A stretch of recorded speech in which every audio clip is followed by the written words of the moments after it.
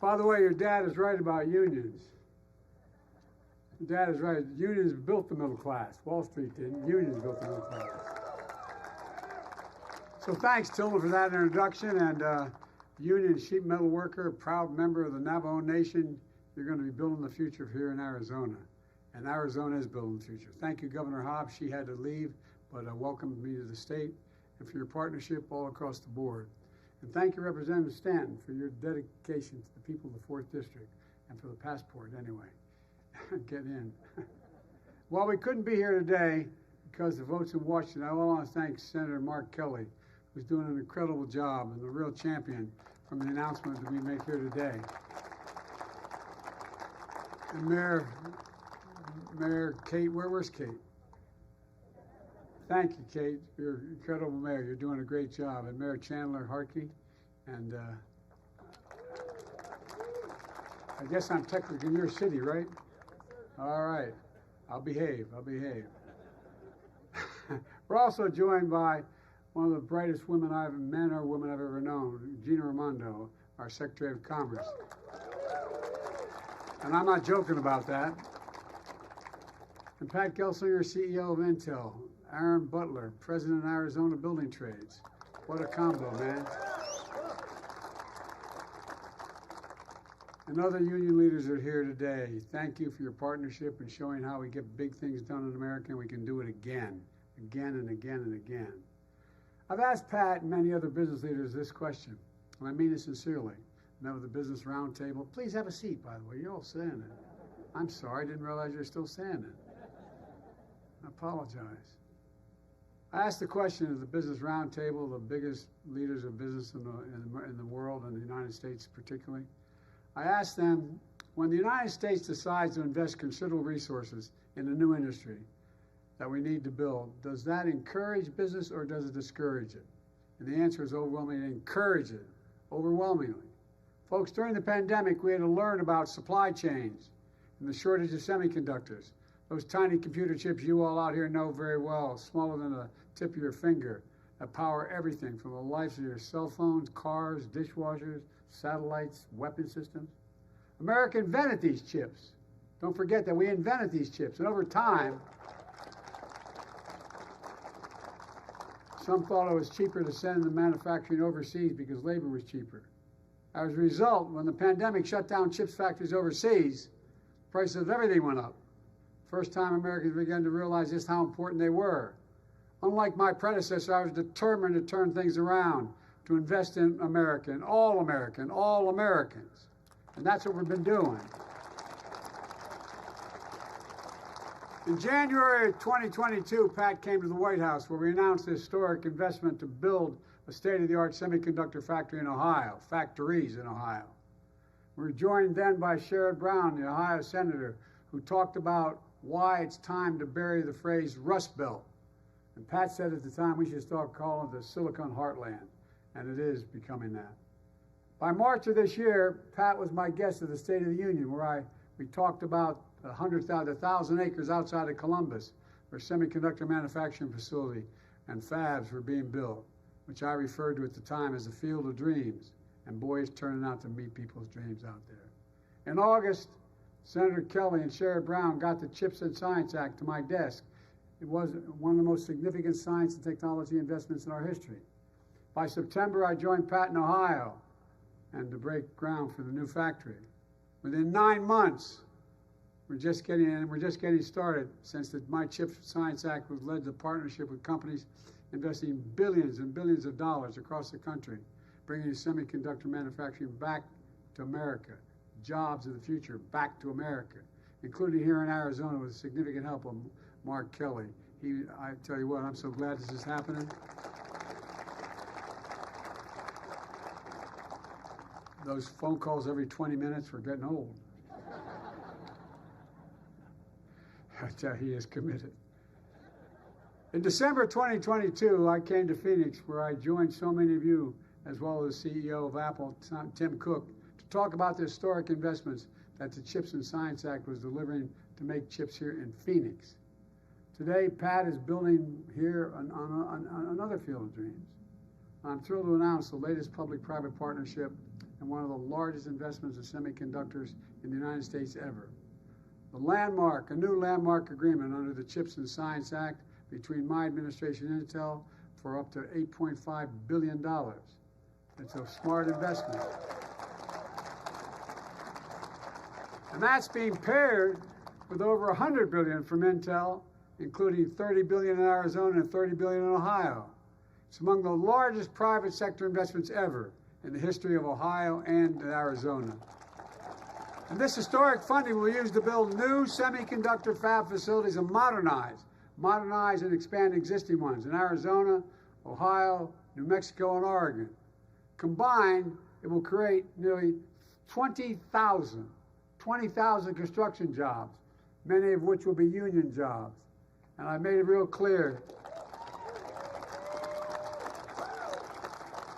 Everybody has the right to organize, man, to have their labor rights protected. But look, this announcement will also support 10,000 manufacturing jobs, 3,000 right here in Phoenix, with salaries averaging over $100,000 a year and don't all require college degrees. That's a change. For the first time in a long time, many of these facilities won't just manufacture regular semiconductors. They're going to once again begin to make the most sophisticated, advanced, and powerful leading-edge chips. Each chip has, it blows my mind, has trillions of tiny features. The width of a strand of human DNA, 40,000 times thinner than a single human hair. They require manufacturing precision, down to the size of a single atom. The process is enormous, requires enormous amounts of information, and with lightning speed they'll produce. And they're critical to emerging technologies. They're going to power the future economy, like artificial intelligence, quantum computing, 6G communications. And to make everything faster, lighter, smaller, and more reliable. Folks, it's about time. Even though we invented the most advanced chips, we make 0% of them today. 0% of the most advanced chips today. Nearly all manufacturing of leading-edge chips across the entire industry moved overseas to Asia years ago. That's why today's investment is such a big deal. We will enable advanced semiconductor manufacturing to make a comeback here in America after 40 years. It's going to transform the semiconductor industry and create entirely new ecosystems, entirely new research and design, and manufacturing and advanced chips in America. By the way, parenthetically, I said we're going to become the manufacturing capital of the world again. People looked at me like I was nuts. Where the hell's it written saying we're not going to be the manufacturing capital of the world again? We've already created 825,000 new manufacturing jobs, and you're just getting us started. There's not a damn thing America can't do if we set our mind to it. It's going to put us on track to manufacture 20% of the world's leading-edge chips by the end of the decade. And right here in the United States, Intel is committed to net zero greenhouse gas emissions by 2040, and using 100% renewable electricity to power these fabs. And there's more, because this isn't just about investing in America. It's about investing in the American people as well. That's why we're dedicating $50 million of CHIPS funding to partner with Intel and community stakeholders like community colleges, state and local governments, labor unions, and universities to train a new generation of workers for the semiconductor industry. That way, people don't have to leave their hometowns to get good paying jobs and support their families. And here in Arizona, Arizona State University is expanding its engineering program. Catch this. Every time, you guys know this, but every time I say it and I talk about it, it's just astounding to me. It's going to expand their engineering to over 10,000 additional students. 10,000 additional engineering students. Community colleges are training new technicians and launching free semiconductor technician programs led by Intel employees. Local unions are building training centers for apprenticeships. And Intel is investing in semiconductor education starting as early as high school, so students get hands-on experience and a path to good-paying jobs, whether or not they get to go to college. The same thing is happening in other states as well. It's all part of my Investing in America agenda, which has attracted $675 billion $675 billion in private sector investments, and ignited a manufacturing boom in America, a clean energy boom, a jobs boom, all here in America, finally. Since I took office, America's had the strongest growth of any major economy in the world. Nearly 15 million new jobs, the longest stretch of unemployment under 4% in 50 years. 450. Growth is strong. Wages are up more than prices. Inflation is down dramatically. We have more to do, I get it, we have more to do. But no question our plan of delivering for the American people is working now. And since I came to office here in Arizona, because of your investment in the American agenda, we've deployed and developed nearly $8 billion in federal funds to upgrade infrastructure and clean energy. Right here in Arizona, we've created 300,000 new jobs. Let me say that again. In Arizona, 300,000 new jobs. Because I was finally able to beat big pharmaceutical companies. Because Medicare, I've been trying for years, but Medicare now has the power to negotiate lower prescription drug costs for seniors, including 1.4 million seniors right here in Arizona. And to put this in perspective, whatever prescription you have made by any American drug manufacturer, jump on Air Force One, they'll fly to any country, any major city in the world, from Toronto to Berlin to Baghdad, anywhere around the world. We'll get off the plane, you bring that prescription into that country, you'll be able to buy it for 40 to 60% less. It's wrong. So guess what? When we began to manufacture, we negotiate with, when I said, look, Medicare buys all these drugs, billions of dollars worth to take care of Medicare and Medicaid. Well, guess what? You know how much it costs to make insulin? Anybody know anybody needs insulin? Raise your hand. You're darn right. Well, guess what? It's now $35 a month. You know how much? It was $400 a month. You know how much it costs to make it? $10. $10. And they will cap a total out-of-pocket expense for prescription drugs, all the drugs a senior has to take, all of them, at $2,000, including expensive cancer drugs that cost $10,000, $12,000, $15,000 a year. They never have to pay more than $2,000 a year for all the drugs they need. But folks, by the way, not only saves seniors money, it saves taxpayers a significant amount of money. We reduced the consequence of the law I wrote and got passed. We reduced the federal deficit by $160 billion. Hear me? $160 billion. You know why? Medicare doesn't have to pay $400. They have to pay $35 for that prescription, and much, much more. Exorbitant prices. It's all part of my economic vision for this country. I determined that I was going to build the economy from the middle out and the bottom up, not the top down. Because when you do that, the poor have a ladder up, the middle class does well, and the wealthy still do very well. We all do well. Let's be clear.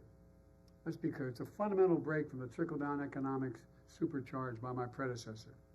On his watch, companies sent American jobs overseas for cheaper labor and imported products. We're creating jobs in America and exporting American products.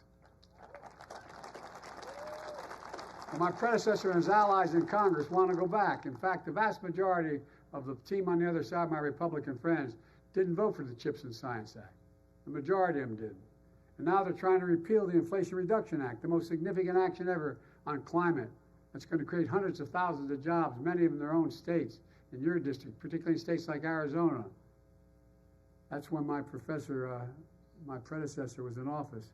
He enacted instead a $2 trillion tax cut, where they overwhelmingly benefit the very wealthy and the biggest corporations. By the way, I'm not anti-corporation. I come from the corporate state of America. More corporations are incorporated in Delaware than every other state in the union combined. And I represented them for 36 years. But they can't get greedy. And we want to do, here's what he wants to do this again. The bottom line, I want to build a future in America. My predecessor is going to let the future be built in China and other countries, not America, because it may be cheaper for those investing. Folks, I promise to be the president of all Americans, whether you voted for me or didn't vote for me.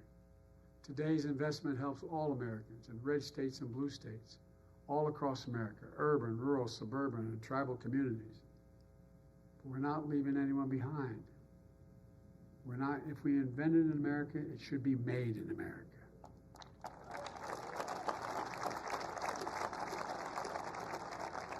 And include all of America. Folks, let me close with this. I've been determined to make things in this country again. To build manufacturing capacity, as I said, we've created over 800,000 manufacturing jobs, and we're still counting. To make sure we never again are in a position where during the pandemic, we're relying on other countries to make things that we badly need here at home to be able to go forward. Folks, some folks didn't believe we could do this, but I've made no bones about it. I said for a long time, and I mean this from the bottom of my heart, if we invest in America, we can change the country's future and lead the world again. We are leading the world again. We're proving it's never been a good bet. It's never been a good bet to bet against America. I've spent more time with Xi Jinping, the leader of China, than any other world leader has. And I was with him, traveled 17,000 miles with him when he was vice president and I was vice president, before he became the leader. And we're in the Tibetan Plateau, and he asked me, he said, "Can you define America for me?" I said, "I sure can, in one word."